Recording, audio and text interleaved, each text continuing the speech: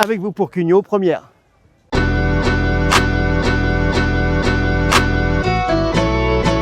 Je suis Jean-Louis Dupin, papa de deux grandes filles. J'ai 66 ans. J'habite le quartier de l'Agora, pas loin d'Intermarché. On a initié depuis 23 ans un joli repas de quartier, puisque cette année, nous étions plus de 70 au repas de quartier. Donc il y a vraiment une vie de quartier que je suis fier, parce que c'est moi qui ai porté le premier repas de quartier il y a 23 ans. Il me semblait logique de rejoindre une liste de gauche, pas radicale, une liste pragmatique, réaliste, avec un bilan qu'on peut porter avec fierté. Et je pense que l'équipe sortante peut être fière du bilan qu'ils ont mené, que le maire peut être fier.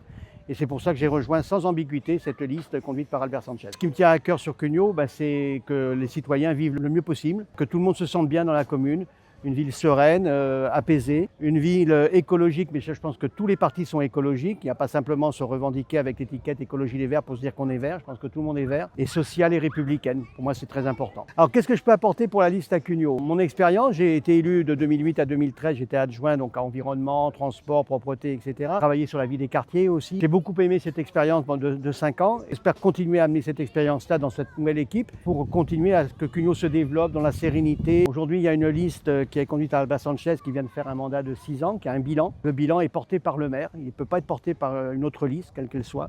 Le bilan, c'est le bilan du maire, avec une équipe qu'il a menée pendant 6 ans, parfois avec des difficultés, vous le savez, les Cugnalais, vous le savez, vous êtes tous au courant, puisque vous voyez qu'aujourd'hui, il y a 2 listes à gauche, mais il ne faut pas confondre une gauche réaliste et pragmatique à une gauche radicale qui n'est que dans le brouhaha et qui ne fera pas avancer les choses pour Cugnot.